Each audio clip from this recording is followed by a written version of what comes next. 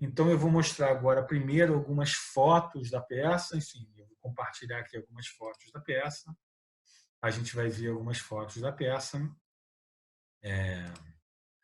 A gente vai ver aqui algumas fotos da peça. Essa, por exemplo, é uma foto que faz absoluto uso da luz do dia, enfim, como vocês podem ver aqui, isso realmente é o sol batendo nas árvores e a sombra que as árvores da casa projetavam nas paredes e no chão.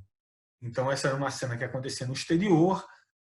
A gente tem aqui um desses objetos que eu falei, uma cúpula de abajur enorme, pendurada com uma lâmpada de poste, que você consegue ver que tem uma luz saindo daqui mesmo, a gente estando de dia, enfim. Então, a gente usava esses objetos para marcar um desejo de uma luz artificial e fazer um deslocamento do realismo da cena, buscar um objeto de interior no exterior com uma potência alterada, enfim.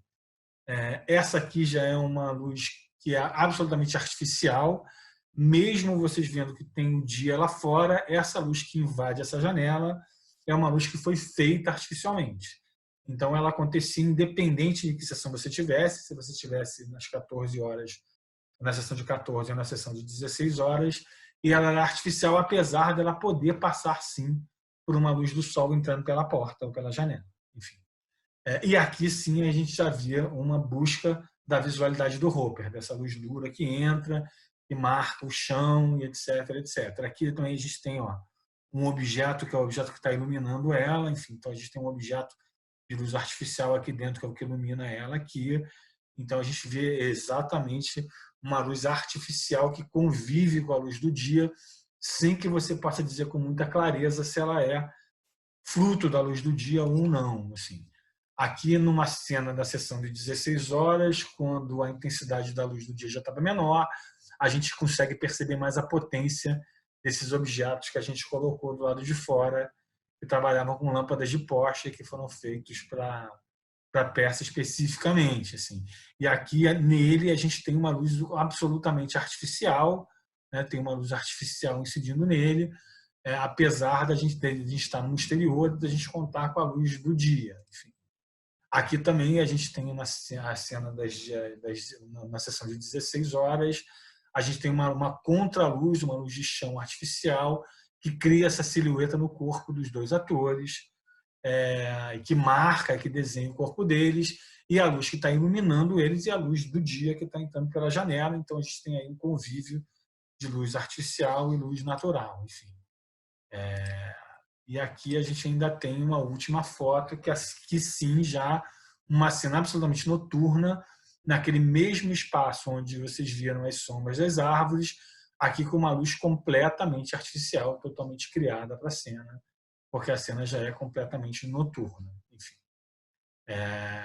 Esse foi um desafio muito grande e acho que a gente conseguiu uma ideia visceral que juntava a luz do dia, a luz natural com a luz artificial, dentro de uma ótica que buscava a visualidade dos quadros do Edgar Hopper. E agora eu vou compartilhar com vocês um pequeno videozinho da peça. Espacialmente, como uma coisa se dava. Essa era a entrada do público, do entrava por essa escada.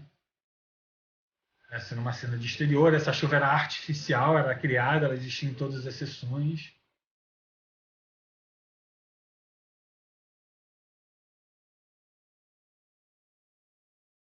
Aí as cenas de exterior, aqui já o objeto, né? Essa é uma cena mais noturna. Aqui essa luz que está pegando o cabelo dela artificial completamente. A cena da piscina completamente com luz natural.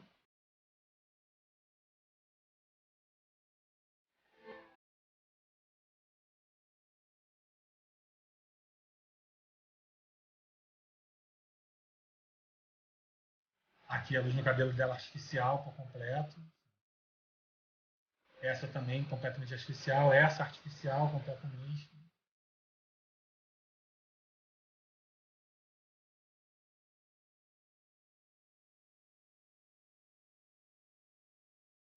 Aí também a silhueta artificial.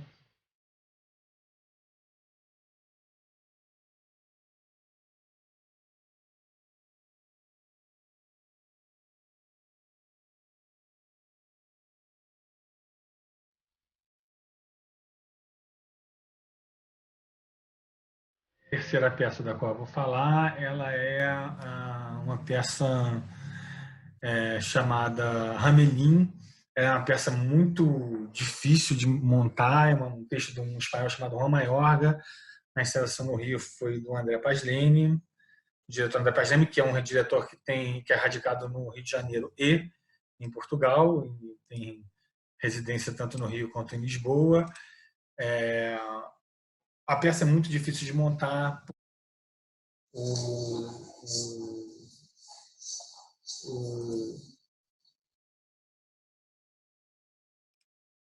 o, o autor do texto ele criou um personagem chamado Comentador, que é um personagem que está em cena o tempo todo e que tem a possibilidade de comentar as cenas. Ele pode dizer, intervir nas cenas com um texto quase como se fosse um texto descritivo. Então, o comentador ele pode dizer, por exemplo, no meio de uma cena que um personagem A ou B se levanta e vai até a janela. Então, enquanto a cena está acontecendo, o comentador vira-se e diz assim: fulano levanta-se e vai até a janela. Isso cria um desafio para a encenação, porque, na verdade, você não tem como encenar essa peça fazendo o que o personagem está dizendo, porque senão vira uma coisa completamente estranha. Você vê um personagem falando uma coisa e vê as pessoas fazendo exatamente aquela mesma coisa, né?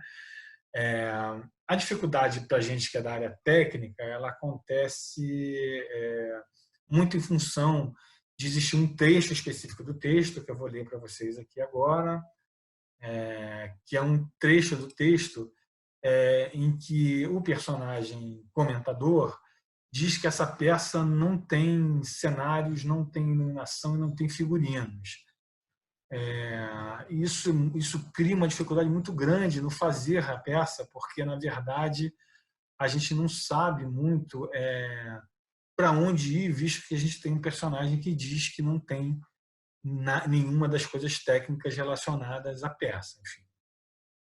E eu vou então ler o pedaço do trecho da peça em que ele fala isso, e é o seguinte: o comentador fala, toca o telefone.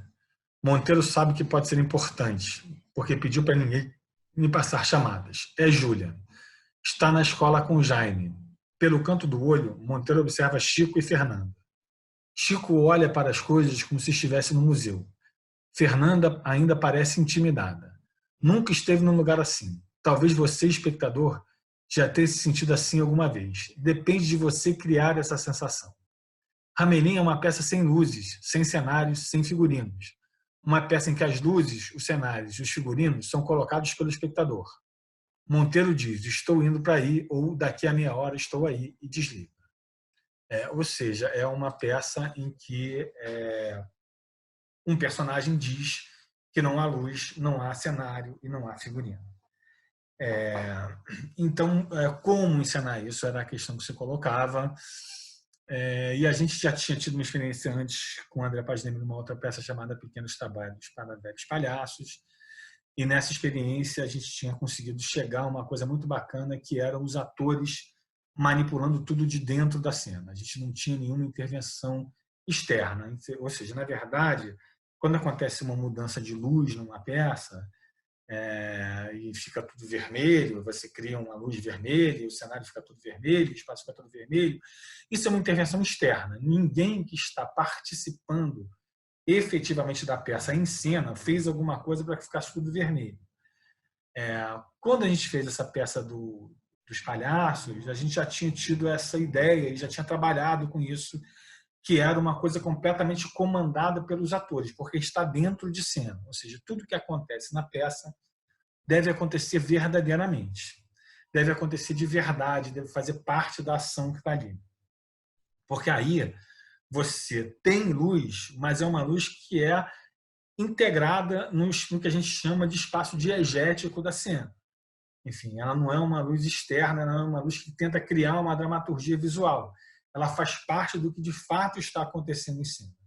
Então, é uma maneira dela existir mesmo sem existir, entre aspas. Enfim. Então, para essa peça, a gente construiu uns pedestais de luz que vocês vão ver aqui agora. Enfim, eram eu vou compartilhar com vocês, eram pequenos pedestais de luz, que a gente vai ver aqui. Eram esses aqui que vocês estão vendo, eram pequenos pedestais de luz aqui, e toda a luz da peça vinha desses pedestais que estão aqui. Esse, são 8 ao todo. Né? A configuração deles, eu também vou compartilhar com vocês agora para a gente ter um entendimento disso direitinho. Eles tinham mais ou menos 1,60 m de altura, como vocês estão vendo aqui. Eles eram feitos por uma lâmpada de 1000 watts, tinha um globo de vidro fosco, e atrás do globo de vidro fosco tinha um pequeno eixo com um semicírculo metálico. Né? No meio deles tinha um interruptor que ligava e desligava os postes, os pequenos postes. E aqui está um detalhezinho da parte superior. Aqui a gente tem uma esfera de vidro, e correndo na parte de fora dessa esfera tem uma semisfera metálica, e aqui tem um eixo que ficava preso no eixo principal do poste, que os atores conseguiam manipular com a mão e fazer com que eles pudessem dar a direção da luz. Então, na verdade, eles podiam ligar e desligar a luz pelos interruptores e controlar a direção da luz através desse pequeno eixo aqui. Dessa maneira, a gente tinha uma luz que fazia parte integrada da encenação. Então, ela existia, mas ela era visível o tempo todo para o público. Enfim, eu vou mostrar para vocês aqui algumas fotos agora, vou compartilhar algumas fotos para a gente ter uma noção mais clara do que era. Aqui, por exemplo, uma das atrizes acendendo um suposto cigarro numa das luminárias, e aqui ela usando a luminária para criar uma pequena silhueta do rosto em proximidade. Enfim. E agora a gente vai ver também um pequeno vídeo da peça para a gente entender como é que isso funcionava exatamente. Então aqui a gente vai ver primeiro uma atriz comandando os interruptores, enfim. A gente vai ver.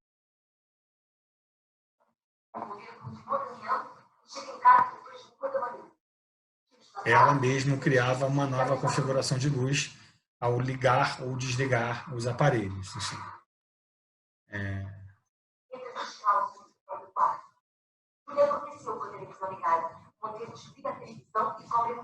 Não quer acordar.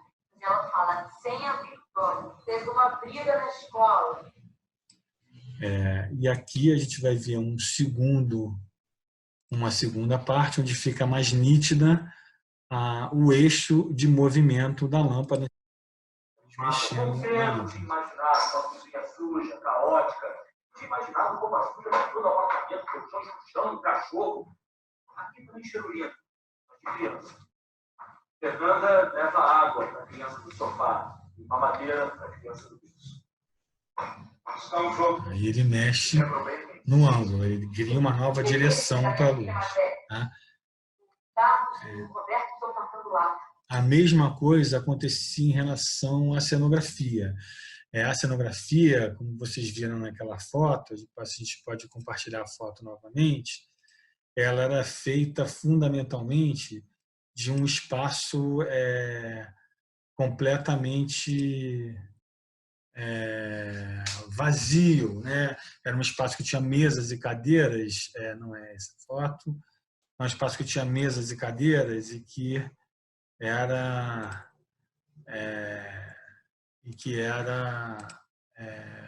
tudo nele era preenchido por folhas de papel em branco, na verdade. Então, assim, a gente tem essa visualidade do espaço aqui, mesas e cadeiras, um quadro onde as folhas de papel em branco eram coladas e todas as coisas, os objetos que existiam na peça eram folhas de papel A4 brancas. Então, era quase como se fosse uma cenografia que existia e não existia ao mesmo tempo. Então, esse é o nosso terceiro exemplo. E o nosso quarto e último exemplo é uma peça chamada O Elefante, da Companhia Probástica de Teatro do Rio de Janeiro, que é dirigida pelo Igor Angel Corte.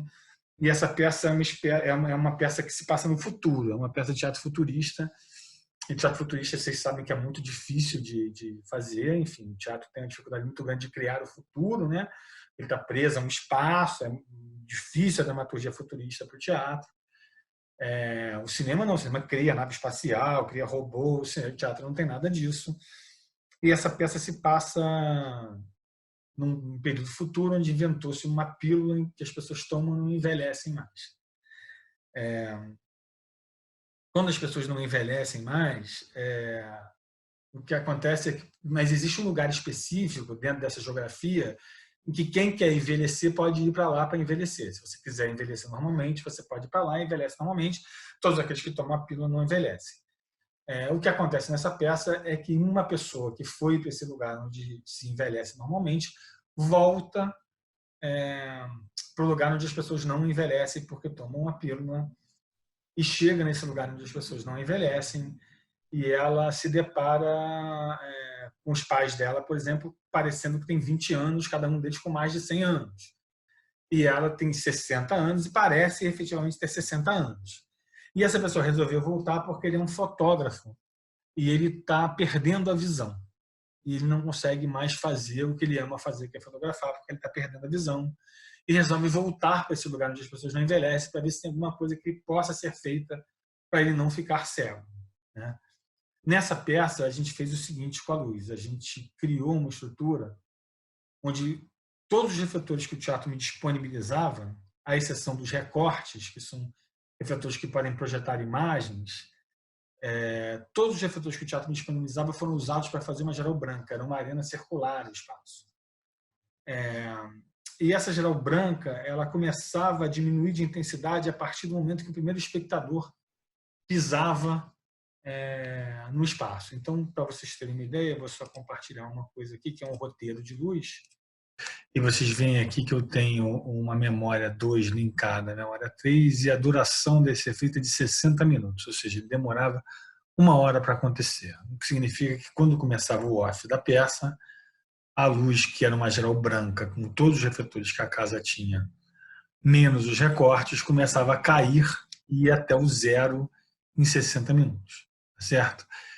E aí tinha algumas intervenções que iam acontecendo, como vocês estão vendo nesse roteiro aqui, mas eu mantinha o que estava acontecendo entre a memória 2 e a 3 acontecendo. Então, assim, havia uma intervenção, aquilo ali sumia, mas o tempo continuava transcorrendo e aquela luz continuava a cair naquele tempo previsto, tá certo? Isso fazia o quê? Isso fazia com que, no momento que o espectador entrava na sala, no espaço, e aqui a gente pode compartilhar com vocês uma configuração do espaço para vocês terem uma ideia, que era isso aqui, era uma arena circular, aqui os espectadores em volta, o palco no meio. Uma vez que os espectadores entravam nesse espaço aqui, a luz começava a diminuir. E ela demorava 1 hora para chegar no zero. Então, na verdade, o que acontecia com o espectador? Ele tinha uma luz muito, muito intensa, com todos os refletores disponíveis da casa para fazer uma geral branca no começo. E quando faltavam 2, 3 minutos para acabar a peça, isso já estava uma potência muito pequenininha e ele já não conseguia enxergar quase nada. Então, efetivamente, o que acontecia com o espectador é que, da mesma maneira que o personagem da peça, ele ia ficando cego. Ele começava a ver cada vez menos, e isso que interessava a gente. Além disso, esses outros efeitos que entravam, a gente tentou obedecer à estrutura relacionada à fotografia. Então, a imagem fotográfica ela tem um tamanho definido de 3x4 ou 16x9. Então, todos os focos que a gente tinha, eles eram focos que eram esses cortes que aconteciam abruptos na cena, enquanto a luz continuava a cair, mas sumia e depois ela voltava no ponto onde ela estaria a partir dali. Todos esses cortes abruptos eles eram feitos com a projeção de uma moldura que obedecia a essas dimensões, ou proporções a essas dimensões de 3x4 e 16x9. E aí eu acho que a gente conseguiu um resultado muito legal, que era essa conexão do espectador com o fotógrafo, com a ideia da fotografia e com o fato de ele estar ficando cego, e isso era visceral na peça, e isso era incrível. Assim. E agora eu vou compartilhar com vocês um videozinho da peça para vocês terem uma noção do que a gente está falando aqui.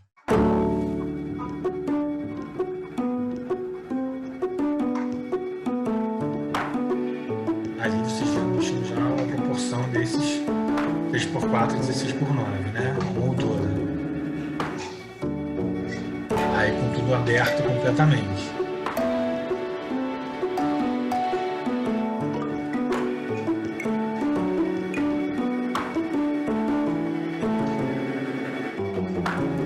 Aqui também a moldura em 3x4 e 16x9, proporções dele.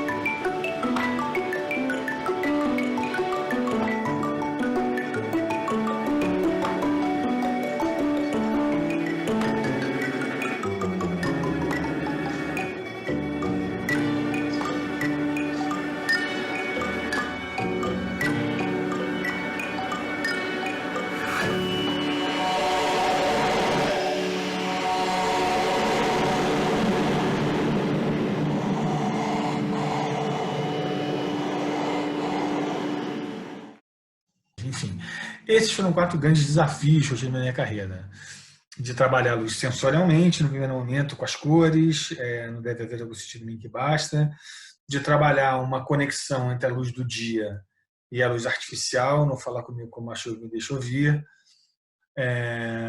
De trabalhar uma luz que, a princípio, não poderia existir, ela não deveria estar lá, que foi o caso do Hamelin, ela não deveria ter, a percepção dela não deveria estar lá, e essa última que era a ideia do personagem espectador que vai ficando cego. Enfim, são 4 ideias que eu acho que fazem uma conexão do desenho de luz com a dramaturgia absolutamente intenso e visceral. Chegar nessas ideias é muito mais difícil do que fazer um desenho lindo com 80 moving lights, com 80 aparelhos robóticos. Enfim. Então, eu acho que a busca do iluminador, a busca do artista é conseguir reconhecer essas ideias e chegar nessas ideias, que estejam realmente conectadas visceralmente à dramaturgia, à cena, o que está acontecendo ali e o que a gente quer passar com aquela coisa ali. Então, isso é uma ilustração para a gente dizer que é muito difícil você ter uma grande ideia, mas que acredite nela e quando você tiver, mergulhe nela que você pode chegar a resultados diferenciados e muito bacanas. É isso. Um beijo a todos. Tchau, tchau.